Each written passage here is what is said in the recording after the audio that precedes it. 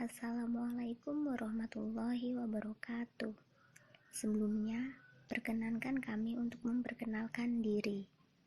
Kami dari kelompok 4, mahasiswa Universitas Islam Negeri Raden Intan Lampung, Fakultas Ekonomi dan Bisnis Islam, kelas E semester 4, yang beranggotakan Amelia Triwidyastuti, Ifham, dan Risa Anggraini.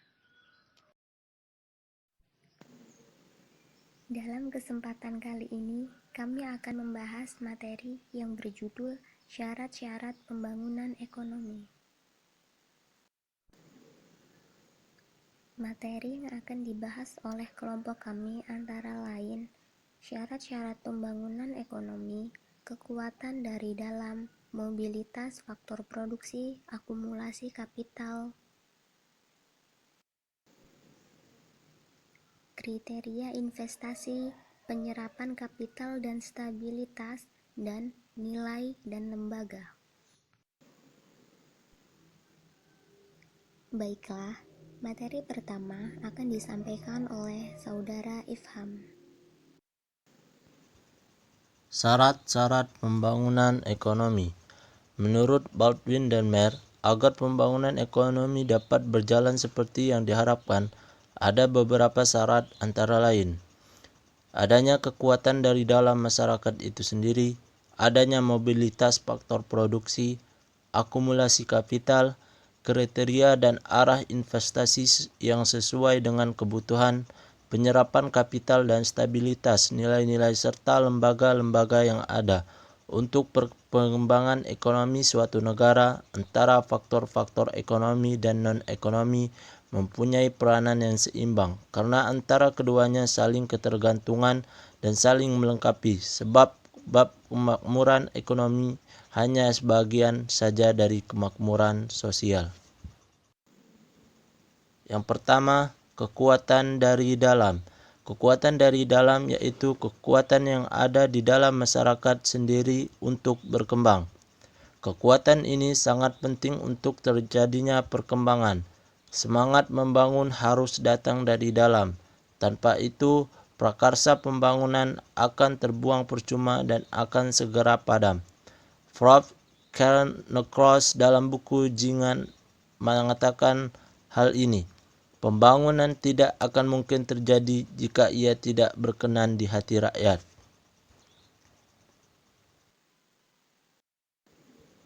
Yang kedua, mobilitas faktor produksi.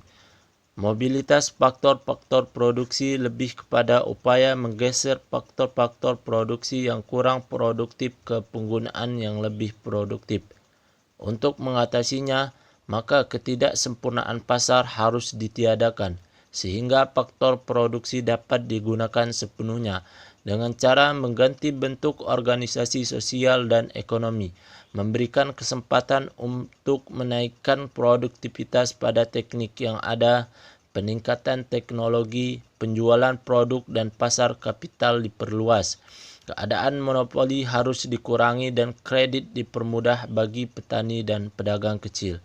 Dengan dihilangkannya ketidaksempurnaan pasar, maka perekonomian akan menjadi semakin luas. Alokasi sumber-sumber ekonomi makin efisien serta mendorong ekspor impor makin cepat dan luas.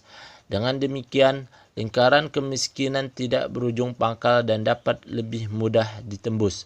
Lalu, upaya-upaya yang dapat dilakukan untuk mengembangkan ekonomi antara lain menaikkan jumlah barang kapital, menaikkan kualitas penduduk sebagai produsen, serta menaikkan tingkat usaha produktif. Salah satu penyebab dari mobilitas produksi adalah ketidaksempurnaan pasar. Ketidaksempurnaan pasar, market imperfection, yaitu ketika pasar gagal dalam memproduksi hasil yang efisien, serta menjelaskan berbagai kondisi teoritis yang dibutuhkan bagi suatu pasar persaingan sempurna.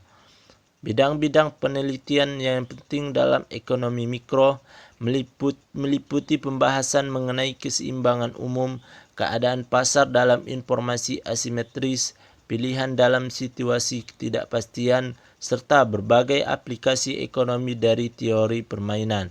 Juga mendapat perhatian ialah pembahasan mengenai elastisitas produk dalam sistem pasar.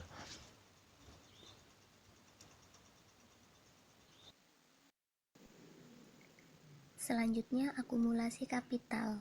Akumulasi kapital adalah salah satu faktor yang penting untuk pertumbuhan ekonomi. Akumulasi dapat berupa kenaikan volume tabungan yang diarahkan untuk tujuan-tujuan produktif. Selain membentuk lembaga-lembaga keuangan dan perluasan moneter dalam akumulasi kapital juga dengan cara memperkirakan struktur pasar yang kuat agar dapat mempengaruhi mobilitas. Akumulasi kapital dapat menyalurkan tabungan ke investasi yang produktif. Jadi, yang diperlukan untuk perkembangan ekonomi adalah pembentukan kapital real atau tidak dalam bentuk uang, yang berupa gedung, pabrik, jalan, pelabuhan, dan yang lainnya. Intinya, jika kita ingin menaikkan pendapatan per kapita, maka juga harus menaikkan akumulasi kapital. Maka dari itu, investasi harus terus ditingkatkan. Materi selanjutnya yakni kriteria investasi. Menentukan pola investasi sama pentingnya dengan menentukan laju pertumbuhan modal. Negara terbelakang tidak saja harus menentukan besarnya tingkat investasi, tetapi juga komposisi investasi itu. Kriteria-kriteria yang harus diperhatikan dalam mengalokasikan kapital antara lain: yang pertama, investasi harus ditempatkan sedemikian rupa sehingga memaksimalkan perbandingan antara output dengan kapital. Yang kedua, proyek-proyek yang dipilih harus memberikan perbandingannya yang maksimal daripada penggunaan tenaga kerja terhadap investasinya. Yang ketiga, investasi hendaknya mengurangi kesulitan-kesulitan dalam neraca pembayaran sehingga akan memaksimalkan perbandingan antara ekspor dan investasi. Penggunaan syarat-syarat ini ternyata tidak mudah. Oleh karena itu, kriteria produktivitas sosial marginal ditafsirkan sesuai dengan perubahan-perubahan faktor tersebut yang biasanya akan menimbulkan perbedaan pendapat.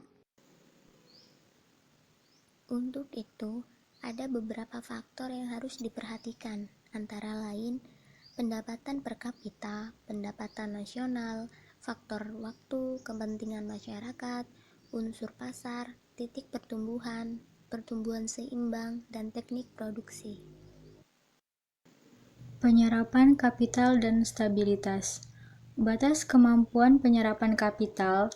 Kapasitas ini ditentukan oleh dua hal, yaitu satu pihak ditentukan oleh adanya atau tersedianya faktor-faktor produksi komplementer yang bekerja sama dengan kapital, dan di lain pihak oleh syarat-syarat yang diperlukan untuk menghindari inflasi dan untuk mempertahankan keseimbangan neraca pembayaran internasional.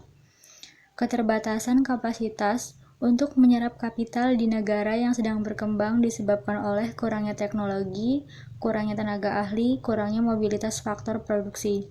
Jadi, untuk perkembangan ekonomi harus ada kemampuan dari dalam masyarakat untuk dapat menyerap tambahnya kapital dan perlu adanya stabilitas ekonomi.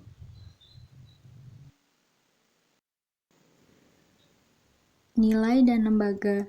Nilai dan lembaga bersifat non-ekonomi memiliki peranan yang tidak kalah penting. Kebutuhan-kebutuhan baru, motif-motif baru, metode produksi baru, demikian pula harus ada perubahan lembaga yang ada dalam masyarakat.